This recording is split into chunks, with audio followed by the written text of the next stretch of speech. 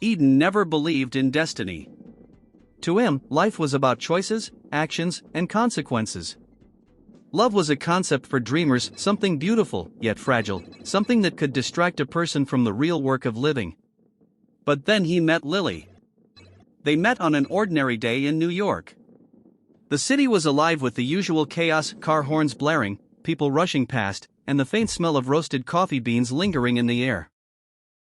Eden had ducked into a small, cozy coffee shop to escape the rain and work on a project. He was seated near the window, focused on his laptop, completely absorbed in numbers and deadlines. And then she appeared. Lily, with her gentle smile and sparkling eyes, shook off her umbrella, brushing droplets of rain from her hair. She looked around, hesitated, and finally asked, "Is this seat taken?" Eden looked up, slightly startled, and said, "No, it's free." She sat down, thanked him, and for a moment, he couldn't stop staring. There was something about her presence that felt warm, alive, and oddly familiar. They spoke only a few sentences that day. Nothing significant, nothing dramatic. But when Lily left, Eden felt an unusual emptiness, a hollow space in his chest he hadn't known existed. The beginning. In the weeks that followed, they began to see each other more frequently, sometimes by coincidence, sometimes intentionally. Their small conversations grew into hours of discussion. They shared books, stories from their childhood, dreams, and fears. Lily was different from anyone Eden had ever met. She carried herself with quiet strength, yet there was softness in the way she saw the world. She had lost her mother at a young age and grown up with a father who worked tirelessly to provide for her. Despite life's hardships, she smiled like nothing had hurt her, like every day was a gift. One evening, walking together under the glow of streetlights, Lily asked softly, "Do you believe in forever?" Eden smiled slightly, unsure. "I believe in trying." She looked at him, eyes glimmering. "Sometimes, trying is forever." That night, Eden realized he was falling in love. Falling in love. Their relationship grew naturally, beautifully. They shared sunsets, rainy walks, late-night calls, and laughter that echoed into the small hours. Eden started to see that love wasn't a distraction, it could be a source of strength, inspiration, and joy. Lily believed in love with all her heart, but she wasn't naive. She knew love required effort, patience, and understanding. And she gave him all three, every single day.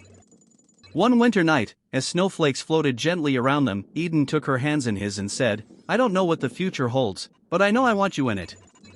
Tears welled up in Lily's eyes. "I don't need a perfect future," she whispered. "I only need you." They kissed beneath the falling snow, and for a brief moment, the city seemed to disappear. The storm. But love, as beautiful as it is, isn't always easy. Eden received an offer for his dream job, one that would change his life forever. But it was in another country, far from Lily. He didn't tell her immediately. He was afraid of losing her, afraid of changing what they had. But eventually, the truth came out. "You should go," Lily said softly, trying to hide her heartbreak.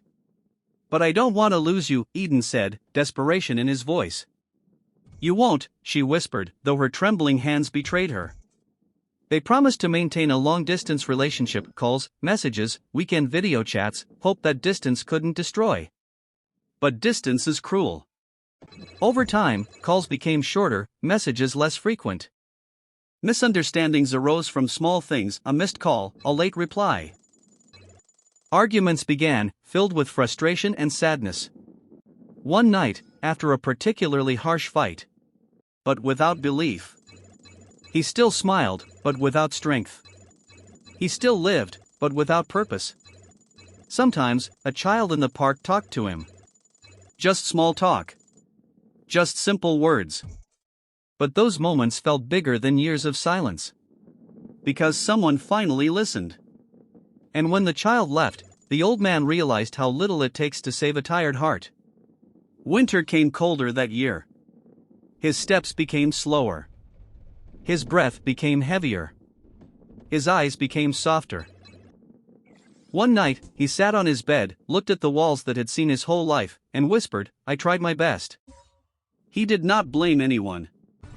He did not complain.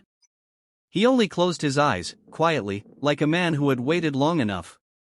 When his son returned after his death, he found the letter. He read it with shaking hands and breaking heart. And only then he understood that his father had not needed gifts, or money, or respect. He had only needed time.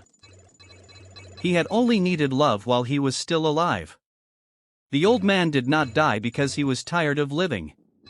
He died because he was tired of waiting to be remembered. And maybe, somewhere in silence, his soul still asks one simple question. Why do people love us only after we are gone?